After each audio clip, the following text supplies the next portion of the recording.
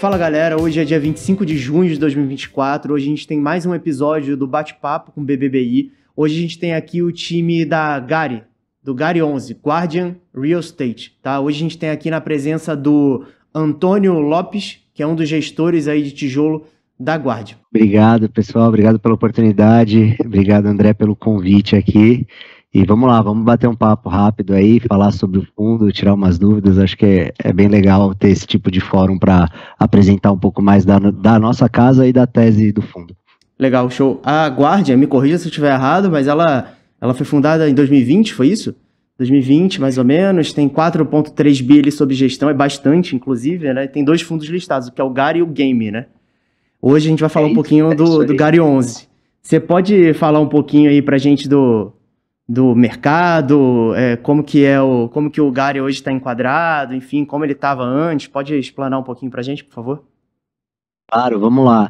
É isso aí, a gestora, ela é relativamente recente, né, quando a gente coloca essa data de início dela, mas ela vem, na verdade, com um histórico de um family office que já tinha legal. Muitas décadas aí de rodagem no mercado imobiliário, né? Aí, na sequência, o Gustavo Asdorian fez iniciou o projeto mesmo da gestora para profissionalizar e separar os investimentos do family office, etc., e convidou depois todo o time hoje de sócios que fazem parte aí, cada um na sua específica frente. Eu estou à frente da parte de tijolo, junto com o Guilherme Maziero. O Pedro e o Julian ficam à frente também da parte de crédito, e esse crédito imobiliário, o Gustavo e o Randall e o Thiago, eles ficam à frente da parte de crédito privado. E esses são, acho que, os principais focos da gestora. A gestora é uma gestora independente com foco em operações imobiliárias e crédito. E aí, crédito em específico, tanto imobiliário, que é o caso do Game, que é um multi-estratégia, mas com um foco bem grande em CRI, né? E a gente tem uma área bem grande aqui também hoje, um braço bem importante da gestora, muito focado em FDICs, com operação de consignados, etc. Pô, legal. Aí falando um pouquinho de mercado, assim, né? Você já fez um resumo aí da gestora pra gente. O mercado de fundos imobiliários hoje ele é bem mais robusto, né? A gente via, por exemplo, lá em 2019, 650 mil investidores no final de 19, hoje a gente passou de 2,6 milhões, o número de fundos também aumentou expressivamente, né?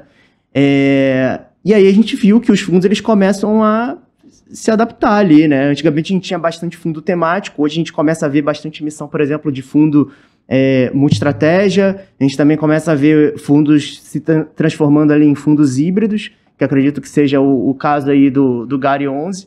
Então eu queria que se comentasse um pouquinho desse movimento aí de mercado e na sequência comentasse sobre as mudanças que a gente teve aí no Gari, por favor. Não, vamos lá. Cara, acho que é isso, você colocou bem, assim, esse desenvolvimento do mercado de FIIs, ele se deu também de uma maneira muito forte, acho que nesses últimos anos, 18, 19, acho que começou uma guinada, foi intensificada ali pelo aquele momento que as coisas do Covid deram uma baixada poeira, mas a gente tinha uma Selic muito baixa, né, que, enfim, esse é um dos principais norteadores, né, da taxa básica de juros para o nosso mercado, porque ela é uma referência para o nível de rentabilidade que a gente tem. E eu acho que isso fez parte de um processo natural de desenvolvimento do mercado. Apesar do mercado de fundos ele ter se iniciado ali ainda em meados dos anos 2000, ele teve uma consolidação. Eu falo que ele tem praticamente dois momentos, né? Ele teve uma consolidação prévia ali nos anos 2010, 11, até 13, antes da gente ter a nossa última crise econômica. Eu acho que isso atingiu todos os mercados, não só o de fundo. Ele ficou um pouco andando de lado. E com o pessoal arrumando a casa, etc., a gente viu tudo isso acontecendo em 2017, a economia voltando a ter uma certa retomada nos anos de 18 e 19, o mercado começou a tomar força de novo, e acho que 2020, cara, com essa virada apesar do Covid, etc., mas com essa oportunidade que a gente teve de Selic muito baixa, a gente teve uma abertura muito forte, principalmente também de influencers falando bastante de investimento, de ações, etc. E o FII veio nessa onda, né, cara? Porque é o que eu falo, o mercado, o brasileiro como um todo gosta muito de imóvel, né? E investir dentro, você tem lá as ações, etc. Tem muita gente que está nisso, né?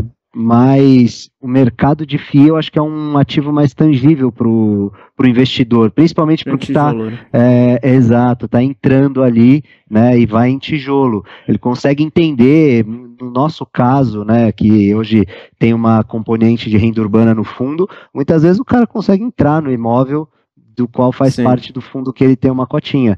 Então, eu acho que isso foi um movimento natural, acho que a nossa visão aqui é que tende a se expandir mais e ficar cada vez mais popular esse tipo de ativo, né?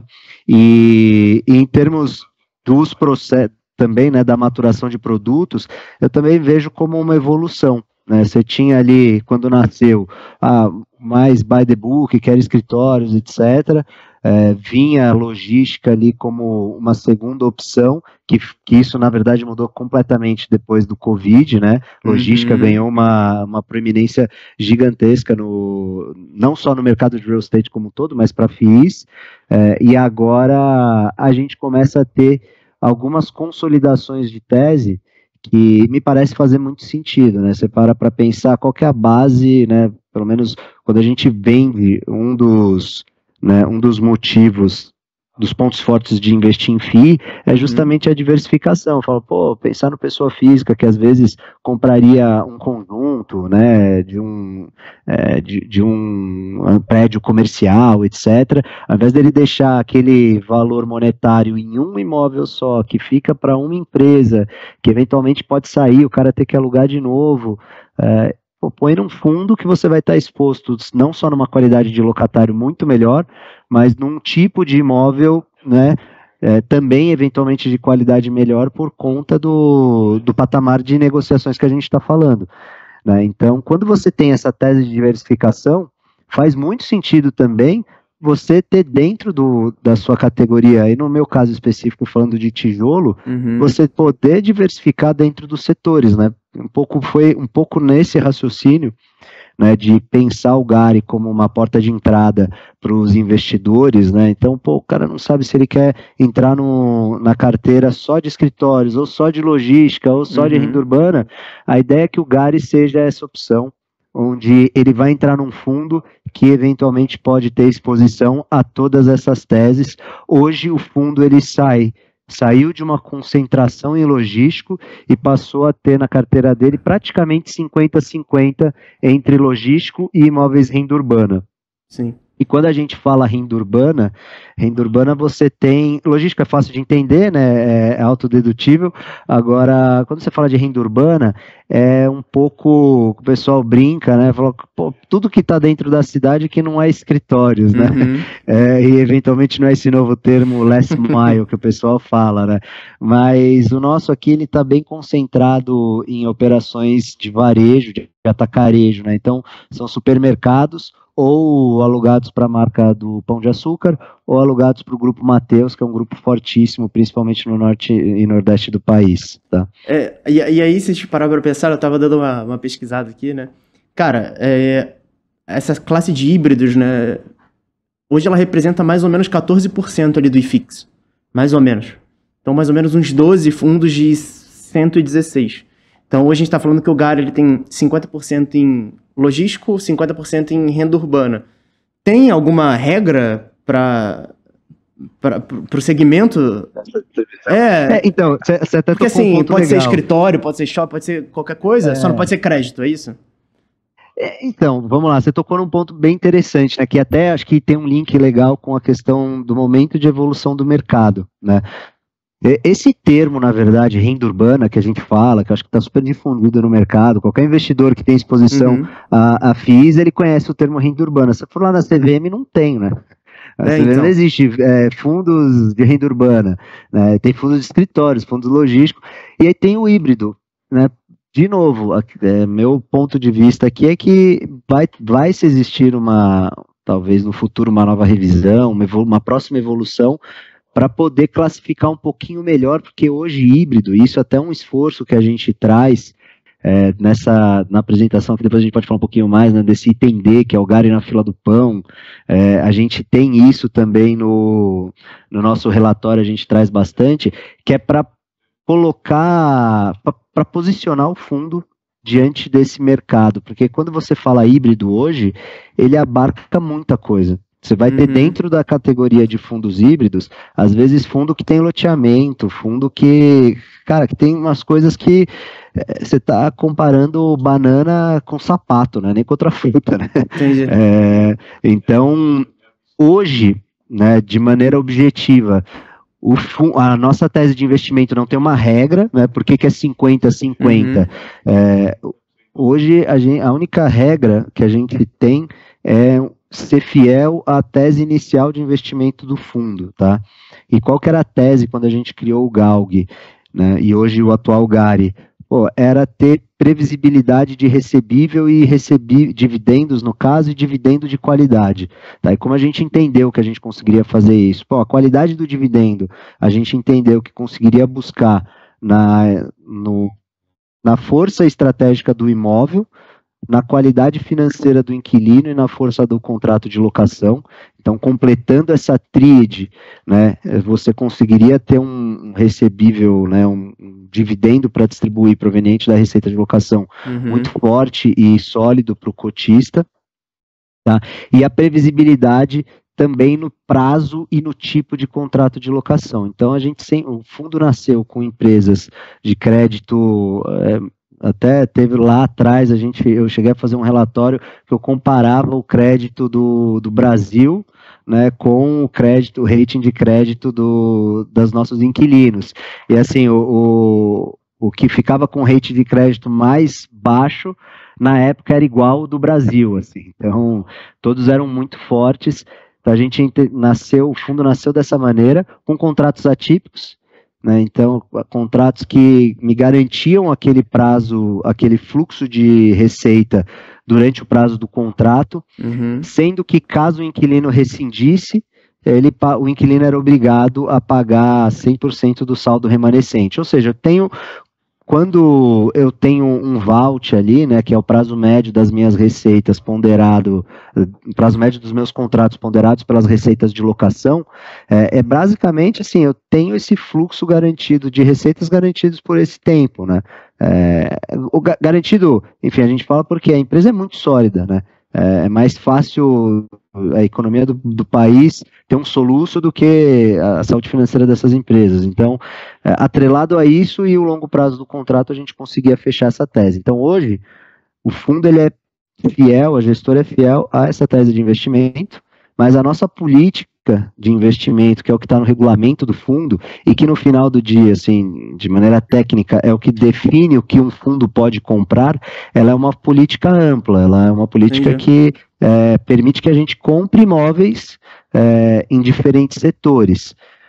Mas a nossa cabeça hoje é principalmente continuar com essa exposição à logística, à renda urbana, dentro sempre principalmente dessas características que eu mencionei. Legal, show de bola. Aí só para ficar mais claro para o investidor, então antigamente era o GALG, hoje é o GARI 11. Então teve uma mudança aí de nome de ticker, mas não só de nome. Antigamente era um fundo diferente do que é hoje.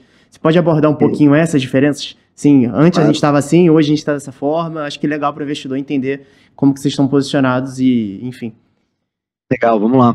O GALG, né, então, de novo, né, quando o GALG ele nasceu com alguns imóveis, né, contemplando esse portfólio de logística do fundo, né, e ele, quando a gente criou ele estava sendo 100% fundamentado nessa tríade, contrato de locação atípico, longo prazo, com imóvel estratégico, inquilino muito bom, né. Isso tudo garantia a previsibilidade e a força das receitas de locação que a gente ia distribuir para os nossos cotistas. E isso é muito importante, né, para investidor pessoa física, né? A gente vê que... Desculpa te interromper, mas a gente vê que, por exemplo, às vezes quando tem um dividendo um pouquinho abaixo, às vezes, em determinado fundo, a gente vê que tem uma saída ali de uma pressão vendedora do papel, acaba derrubando cota. Então, na minha opinião aqui, pelo menos, desculpa te cortar de novo, cara, mas é que isso é bem importante para pessoa física, né? Enfim, pode retomar. Não, é exatamente, assim, quando a gente construiu a tese do fundo, os pilares também era a proteção de valor, né? Como que eu protejo o valor? E a gente sabe que dividendo, a previsibilidade de dividendo, ela ajuda, né, a proteger o valor através da redução de volatilidade da cota. Né? Então, isso também era algo que estava sempre permeando ali as nossas premissas no desenho da estratégia. Então, o Galg nasceu com esse portfólio de imóveis que abarcava, né, todas essas premissas que a gente tinha inicialmente proposto a fazer. Ele era um fundo que vinha ali já há um bom tempo, né? Ele nasceu no final de 20, início 21, com mais ou menos 500 milhões de patrimônio líquido, e ele tinha 5 ativos, tá? E basicamente concentrado em 3 inquilinos, que era a antiga Souza Cruz, de tabaco, atual British American Tobacco, a Air Liquide, que é a maior empresa do mundo de distribuição de gases industriais e hospitalares, e a BRF, que é uma gigante do setor alimentício. Né? E quando a gente sempre, de novo, né, eu fiz isso aqui, e toda vez que a gente falava, seja em reuniões, seja em lives, falava do fundo, a gente falava, o que é o Galg? Pô, o Galg é um fundo focado em ativos, em contratos de longo prazo, ativo estratégico para bom inquilino. E aí falava, e é um fundo focado no setor hoje em logística. Mas era sempre, né, o último ponto. E a gente passou ali ao longo de 2023, tinha um portfólio, uma operação bem interessante para tombar para dentro do fundo, que era esse fundo de renda urbana, que contemplava um portfólio de aproximadamente 800 milhões de reais, com mais de 20 ativos, né, e que contemplava um portfólio tanto de imóveis do Pão de Açúcar, em localizações assim super estratégicas. Eu tenho imóvel na Abílio Soares, eu tenho imóvel na Avenida Angélica, eu tenho imóvel em Copacabana, no Rio de Janeiro. Então, assim, imóvel muito forte em termos de localização, nesse formato atípico, longuíssimos prazos, entre 15 e 18 anos, e também um portfólio muito forte para o Grupo Mateus, que é um dos grandes nomes varejistas hoje do mercado, né? Top 3 aí do mercado nacional, com uma exposição muito forte no norte e nordeste do país. E esse portfólio, ele contemplava exatamente essas mesmas características. Inquilinos muito bons, contratos atípicos, imóveis estratégicos, longo prazo. Cara, foi meio que natural. A gente, quando viu isso, vamos fazer uns testes aqui, né? A gente sempre faz as modelagens, né? Os nossos testes fits aqui. E a gente viu como ficava o fundo fazendo como se fosse uma fusão, né? Fazendo a união desses dois portfólios, e o resultado era muito melhor. A gente até traz um slide aqui que mostrava o resultado, né? Que a gente estava prevendo. Isso aqui era na época da oferta que a gente tinha, que a oferta, o objetivo dela era fazer esse merge, né? E ele fazia isso, então ele dobrava o tamanho do fundo em termos de patrimônio líquido, ele aumentava significativamente o número de ativos, fazia então essa exposição a 2 setores, aumentava o número de inquilinos e todos os outros pontos ele melhorava. Então, aumentava o vault, reduzia a alavancagem, tinha uma expectativa de aumento de cotistas aqui, isso aqui era uma previsão que a gente fez, né, entendeu como fundos com essas características tinham de liquidez. Então a gente fez uma previsão, fazendo uma regra de 3, qual deveria ser, né, a nossa liquidez, e o dividendo ele não sofria por conta disso. Né? Então a gente falou, não tem como eu não fazer isso, né? Não tem como eu não apresentar essa tese para os meus cotistas, porque eu vou estar gerando muito valor para eles. E a gente seguiu com a estratégia, foi super bem sucedido e atingiu esses patamares aqui, né? Hoje, até atualizando aqui, né, base de cotistas do fundo, a gente tem já, só que deve ser abril, se eu não me engano, a gente já está com mais de 200 mil cotistas, então que mostra, né, que não só os outros números muito bem sucedidos, a gente aumentou o vault para 15 anos, reduziu, continuou no patamar de redução de alavancagem previsto, e manteve o dividend yield, a gente está conseguindo angariar novos cotistas para o fundo, né, então o crescimento dele tem se mantido, o que nos, pelo menos a um primeiro ponto de vista, nos dá a impressão de que a tese está tendo boa aderência no mercado. Legal. Cara, assim, uma pergunta agora, diante desse quadro aí que você tá projetando pra gente, né? Essa lâmina. O dividend yield, por exemplo, ele segue ali em torno de 11, né? É bastante elevado quando a gente fala em fundo de tijolo, né?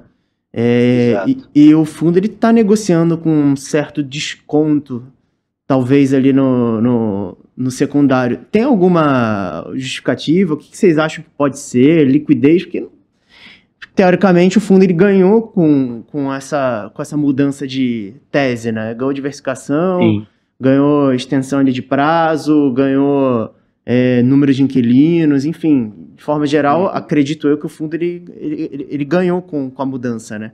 Tem alguma coisa que vocês estão mapeando que pode estar impactando nesse preço no secundário? André, é tudo, né, aposta aqui, assim, aposta no claro, sentido, não é nem aposta é um termo ruim, é tudo previsão, né, e são estimativas, né.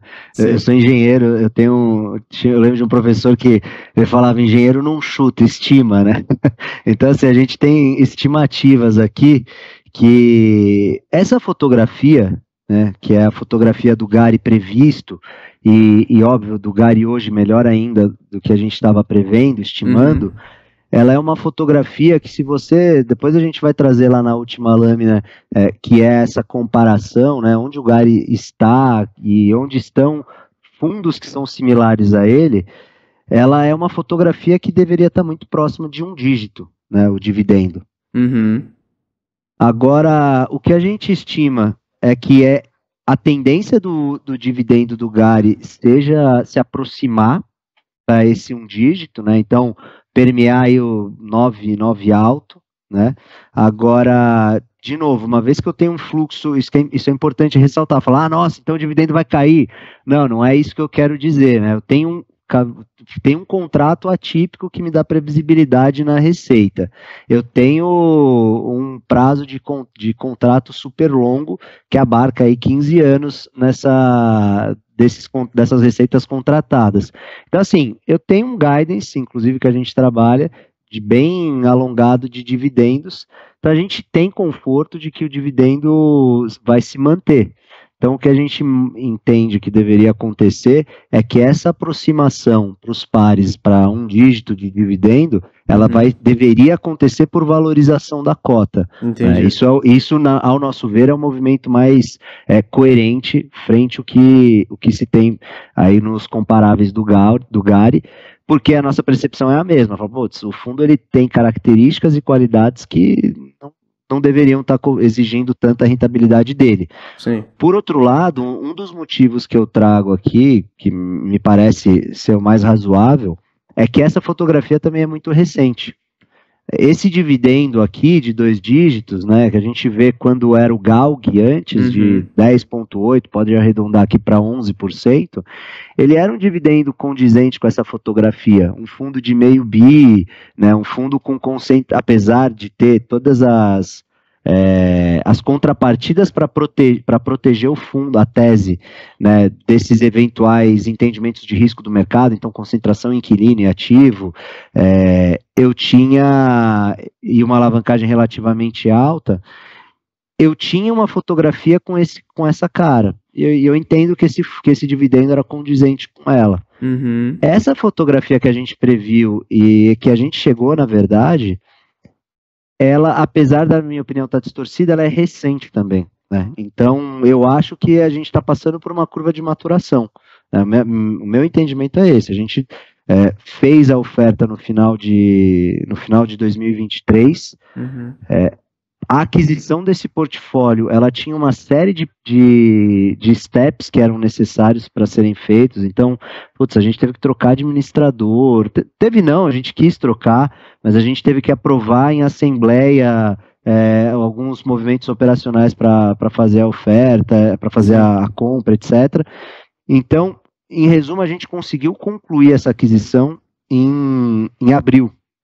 O GARI, ele é efeito caixa, a gente vai sentir o efeito caixa agora no mês de maio. Então, o relatório que a gente está soltando essa semana é o relatório que vai mostrar a primeira vez, olha, esse aqui é o fundo novo com o efeito caixa dele. A gente já soltou o relatório de março mostrando como seria, o relatório de abril já com o portfólio novo, e agora o de maio. E assim, são detalhes, mas basicamente o que eu quero dizer, essa fotografia é recente. Sim. Eu acho que ela tá se amadurecendo.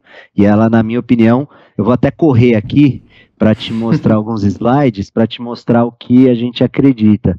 A fotografia que a gente acredita é que ele vai tender a se aproximar desses pares, né? Então, a gente fez aqui alguns grupos. O que esse gráfico mostra, né? Ele mostra qual que é o dividendo do GARI hoje, tá? Ok. Ele mostra qual é a rentabilidade, né, o dividend yield médio dos comparáveis com o GARI por grupos. Então, eu tenho o grupo do que eu chamo híbrido, o grupo do que eu classifico como renda urbana e logístico. Eu acho que, assim, dentro desse grupo, a gente quis pegar, então, por exemplo, do híbrido. Putz, tem fundos que são um pouco diferentes, tipo o KNRI. Pô, o KNRI, ele é muito maior, tem próximo de 5 bi, né? Mas ele tem ali logístico com uma grande componente, tem a componente que mistura com Office, né? Mas você tem, por exemplo, o TVRI, um fundo extremamente concentrado. Você tem o Alzira também, com um portfólio mais parecido aí com o GARI, com contratos atípicos, né, um tipo de imóvel não tão claro como o do KNRI, por exemplo, logística e escritórios, mas você vê que todos eles ali, a média é 8,2 que os caras entregam, né. Você vai ver tanto o TVRI quanto o RBRP, eles têm uma justificativa para estar entregando um yield tão alto aqui, que é um PVP mais descontado. E aí quando você vai, fala, tá bom, não vou comparar com esse, vou comparar com o renda urbana ou logístico. Cara, todos eles estão apontando para um dígito, né? Então, se o GALG, então assim, a nossa estimativa é que esse dividend yield, uma vez que o dividendo em termos de real por cota que eu tenho aqui para os próximos meses é estável, uma vez que isso tende a caminhar para esse um dígito, através de um dividendo estável, a cota vai ter que se valorizar.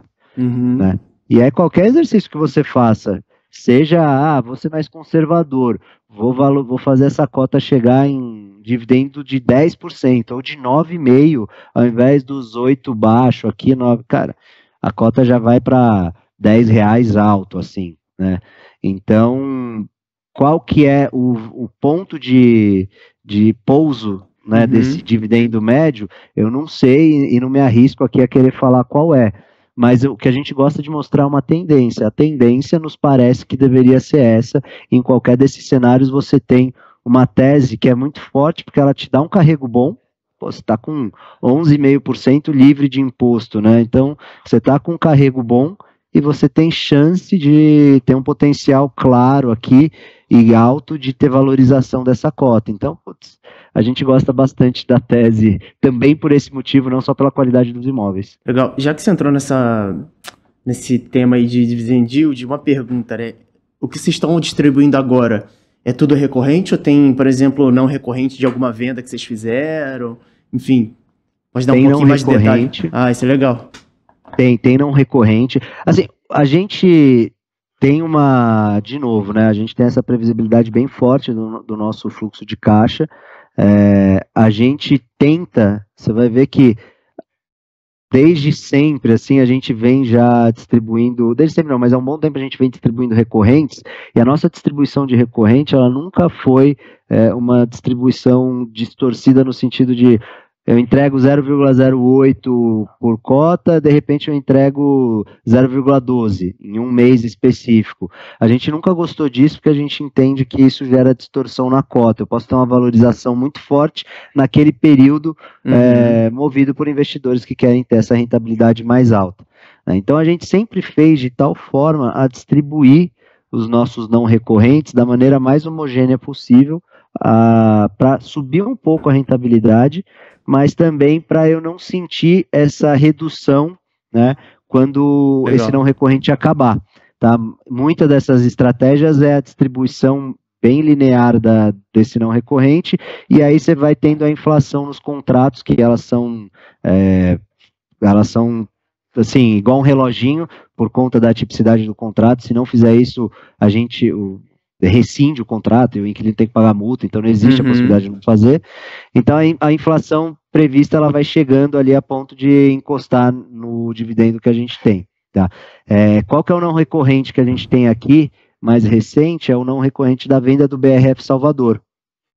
A gente fez no início do ano desse ano, a gente fez a venda do galpão que a gente tinha em Salvador, alugado para a BRF, e ele soltou um lucro bem interessante. Foi um imóvel que foi uma combinação, né, da estratégia de alavancagem bem feita com um ganho de capital interessante na operação. Então a gente conseguiu comprar num preço agressivo e vender por um valor bem interessante, e isso soltou aproximadamente 50 milhões de reais de lucro, que a gente assinou um contrato de compra e venda de tal forma a poder distribuir esse lucro e eu não ter isso despejado de uma vez, tá? Então é isso que é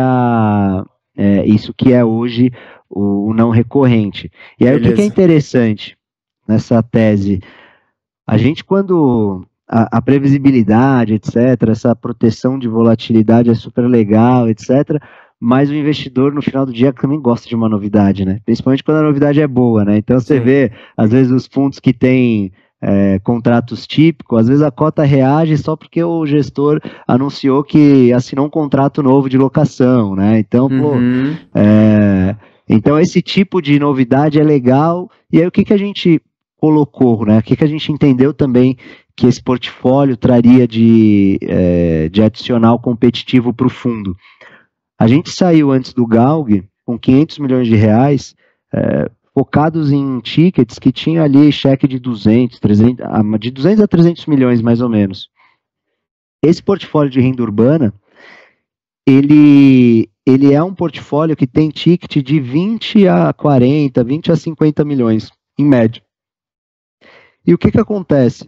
Eu saio, né, de um espaço amostral de só investidores institucionais que podem comprar esse imóvel para uma eventual reciclagem do meu portfólio, e eu tenho agora um portfólio de renda urbana que tem um espaço amostral óbvio, sempre, cheque de 20, 30 milhões é um cheque grande, mas eu acabo tendo investidores não institucionais, então muitas vezes até pessoa física de alto poder aquisitivo, que consegue adquirir esse tipo de imóvel.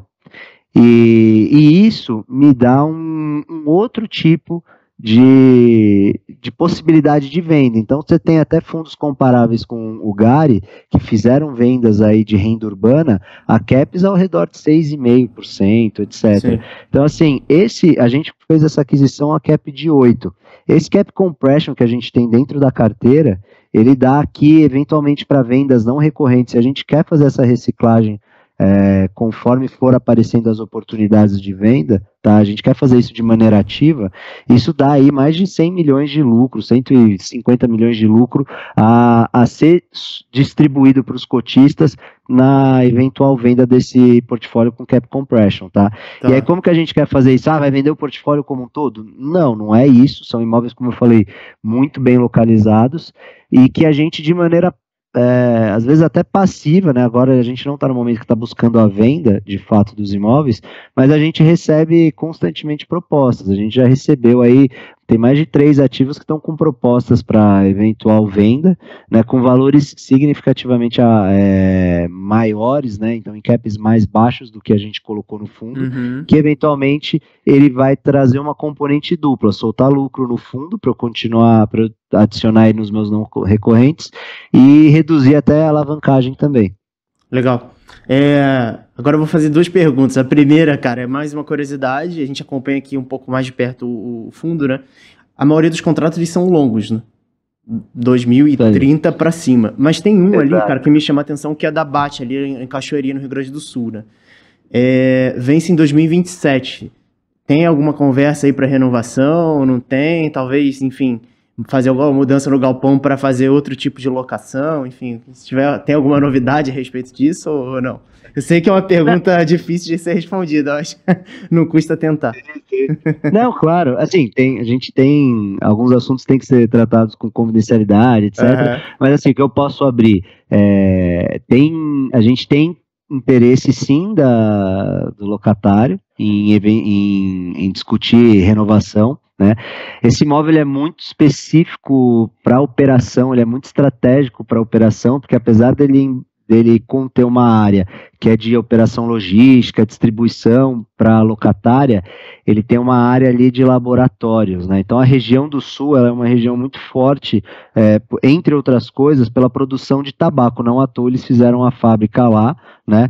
E por conta disso, que foi, enfim, questão particular da economia, que cresceu com essas plantações, etc., eles desenvolveram há muitos anos ali uma faculdade que tinha uma especialização em tabaco. Então, cara, ele tem uma mão de obra qualificada que é super específica, que ficam nesse laboratório ali.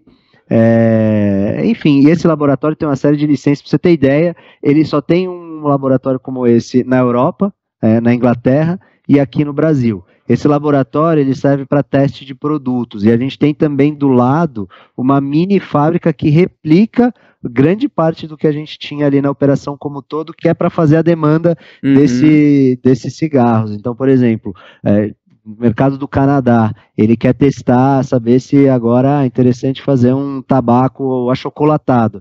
Ele manda ali para o pessoal faz os testes, produz o cigarro, manda para eles fazerem o teste no mercado, ver como são as respostas mercadológicas, e aí para ter a resposta do go ou não go nesse produto.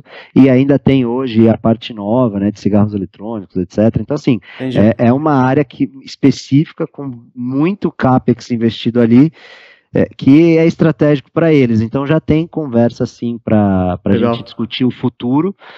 E aí tem um adicional dessa operação específico, né, que acho que já traz até um assunto recente que aconteceu, que foi essa tragédia do Rio Grande do Sul. Era isso que eu ia te perguntar na sequência.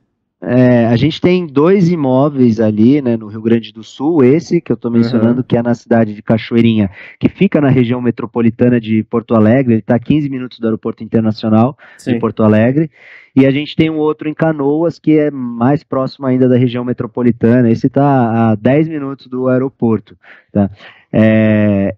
Esses imóveis, tanto de Cachoeirinha, tanto de Canoas, que foi uma região até mais afetada que a cidade de Cachoeirinha, quanto de Cachoeirinha, eles não foram afetados, a enchente não chegou neles, tá? E o de Cachoeirinha, em particular, né, Cachoeirinha, o nosso imóvel, ele fica em frente à RS 118, que ela é o limite do mercado de Gravataí, que é um mercado super consolidado também de logística no Rio Grande do Sul, né? Então, a RS 118 é o que divide, né? Do nosso lado está Cachoeirinha e do outro lado o Gravataí.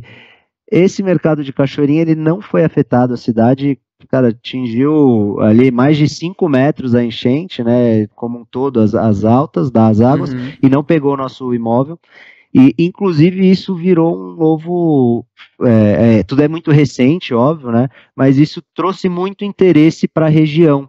Não, já existia ali uma região forte logística, etc., mas isso trouxe mais olhares ainda, porque o pessoal entendeu como, eu tenho aqui uma enchente histórica, né? Uma tragédia assim sem precedentes, e essa região não foi atingida, talvez seja interessante, próximas ocupações logísticas, se pensar em regiões que estão, de alguma maneira, protegidas como essa.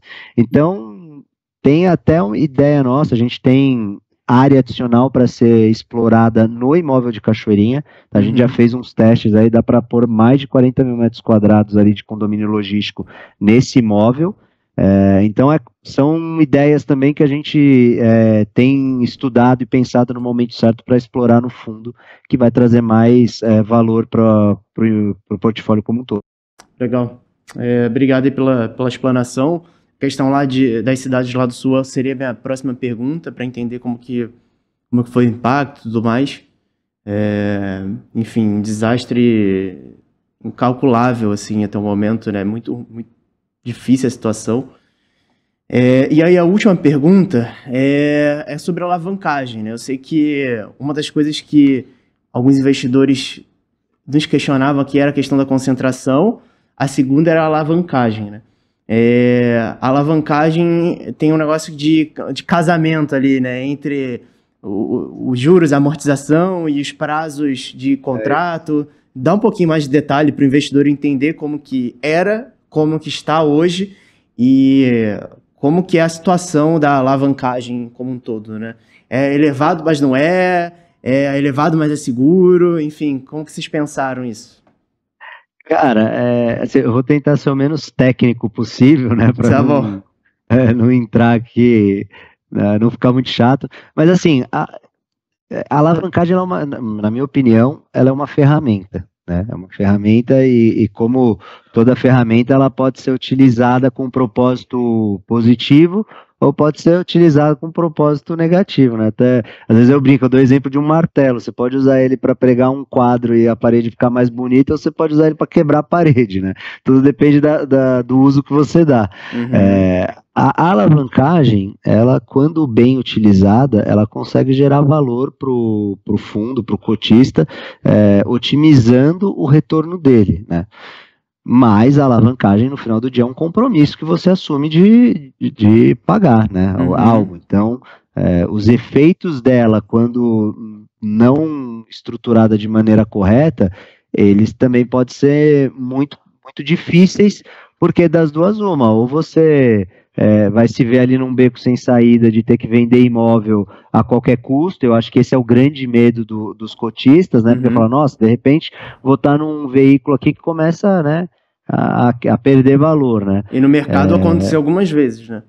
Exato. Assim, eu tenho acompanhado aí alguns casos e tem acontecido em alguns fundos. Então, eu acho que Exato.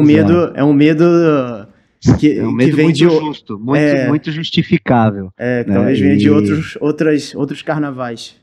É Enfim. isso. E aí que eu ia chegar, né? Assim, como essa ferramenta que pode, se bem utilizada, trazer valor para o fundo, a gente tem outras. A Uhum. receita garantida, num produto onde a gente traz aqui que o principal investidor ele valoriza muito a previsibilidade de dividendo, a receita garantida é uma baita ferramenta para você conseguir, né, trazer isso. Qual que é o ponto? O ponto é que tinha gente que fazia a receita garantida nos valores não Condizente, né? Enfim. condizentes com o mercado e você acabava avaliando um imóvel muito mais alto do que ele valia de fato. E aí, no fim do dia, você tirava o valor do investidor ao invés de adicionar. A alavancagem também, ela traz uma componente de você conseguir dar um boost ali no dividendo no curto prazo e Uhum. você conseguir comprar imóveis muito maiores do que talvez o teu patrimônio líquido, mas que, se não bem feita, uma hora isso pode inverter o jogo. Então, o que a gente buscou, né? De novo, nessa linha de sempre proteger o valor do fundo, proteger Uhum. o valor do nosso cotista e os dividendos, a gente fez uma alavanca. Primeiro, a gente buscou esses contratos onde eu tinha uma previsibilidade, né? Então, Sei. eu tinha um contrato lá que, cara, a empresa que paga essa locação, ela é extremamente sólida, assim, o risco dela quebrar é muito pequeno, né? Eu tenho um contrato de locação que juridicamente me dá jurisprudência, me dá ferramentas que, assim, eu executo a força desse contrato. Então, se eu precisar garantir que a multa seja 100% do valor remanescente do contrato, já teve casos na justiça que falou, não, funciona, ele está nesse formato, isso o juiz deu causa para o dono do contrato fazer valer a multa dele, né? E eu tenho um prazo super esticado, a gente, principalmente quando estruturou a alavancagem, conseguiu fazer operações muito vantajosas. A gente fez isso casado com o contrato de locação, ou seja, quando acaba o meu contrato de locação, acaba a dívida, né, que faz jus a esse contrato.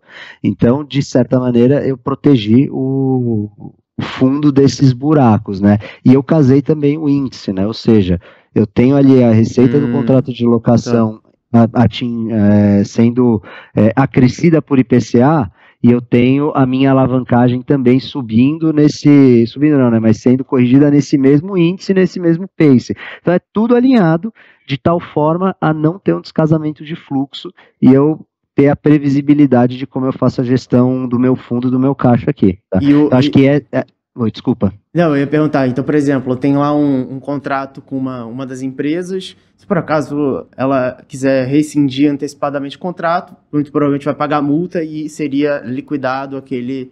Essa multa é suficiente para liquidar a dívida que eu tenho com o CRI. Entendi, legal.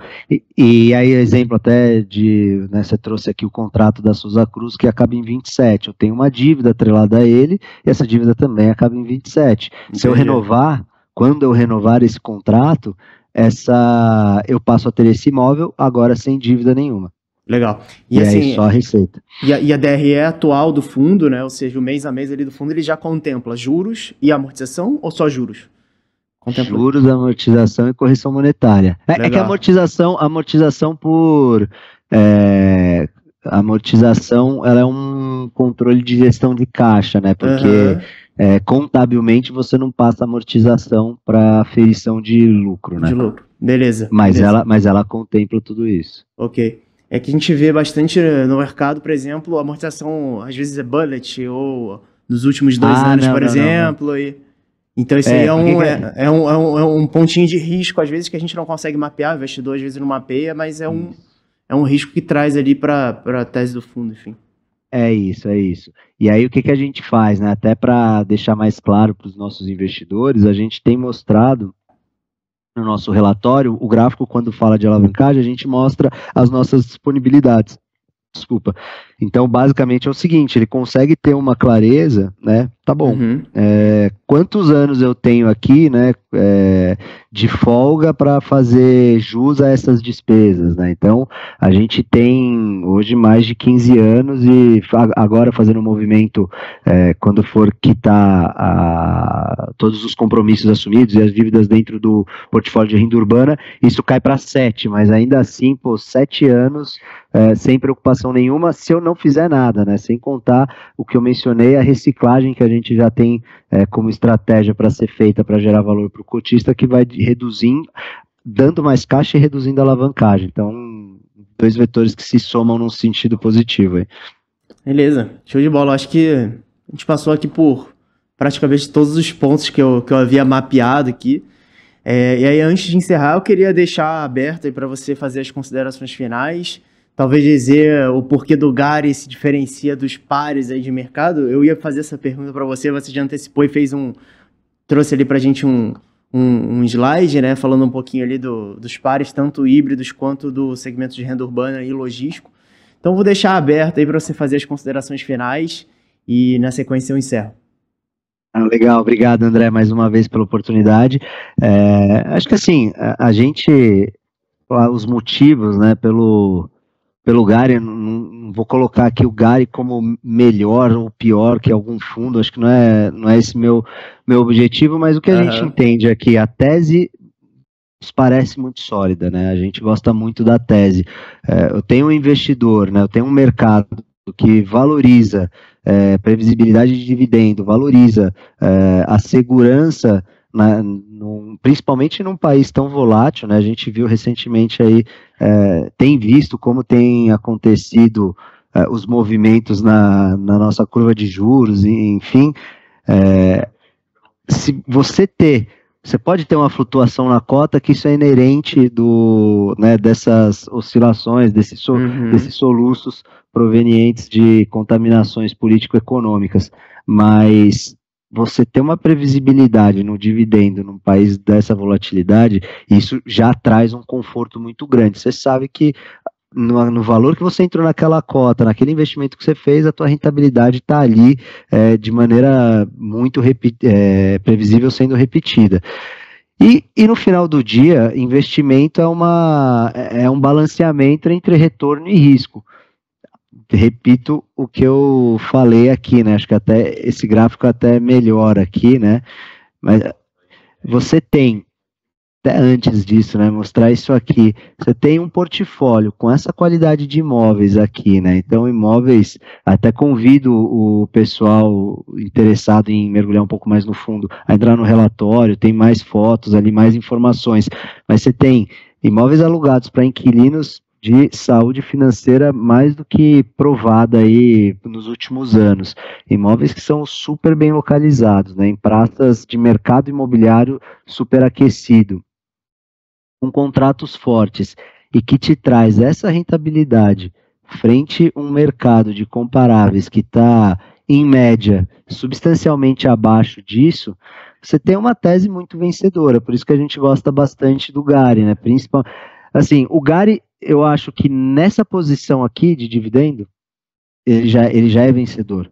Por quê? Porque eu tenho contrato longo, eu tenho contrato muito forte, inquilino bom, né, e eu tenho previsibilidade nos meus rendimentos. Então, isso aqui já era um baita produto para você investir. Fala, pô, eu estou num preço adequado, num risco bem definido, num produto bom. Mas ele ainda nesse momento, que na minha opinião é um momento de distorção, ele te traz duas coisas. Ele te traz a possibilidade de se valer desse ganho de capital, que vai acontecer para ele sair dos 11 e ir para a média dos 9, e ainda nesse período ter um retorno super interessante. Então, assim, não é só eu que estou vendo isso, né? Só esse ano a gente ganhou mais de 80 mil cotistas.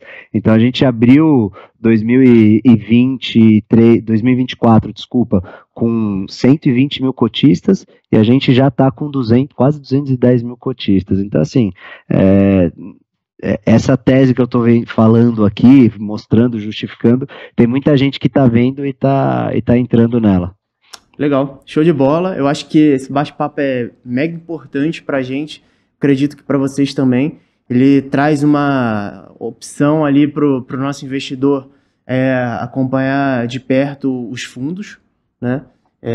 E aí eu já convido de volta vocês a fazerem essa live daqui a algum tempo, não sei, daqui a 6 meses, daqui a um ano, enfim, trazer um novo update aí do Gary 11. E aí eu agradeço a participação aí de vocês, todo o time do RI aí, o time de gestão, os sócios. Sempre um prazer falar com a galera aí da Guardian, tá bom? Obrigado aí. E você, investidor que ficou aqui até o final, os convido a acessar nosso portal de conteúdos e relatórios, que é o Investalk, investalk.bb.com.br, e nossa página de análises, que é o bb.com.br/análises. Lá você vai encontrar o relatório das carteiras sugeridas, os vídeos que já fizemos anteriormente, e mais recentemente, nesse mês de junho, a gente soltou o primeiro relatório setorial de fundos imobiliários com a temática de shoppings. Então lá você consegue conferir também esse relatório. Para os próximos meses a gente vai tentar trazer alguma novidade aí para vocês. Um forte abraço e até a próxima.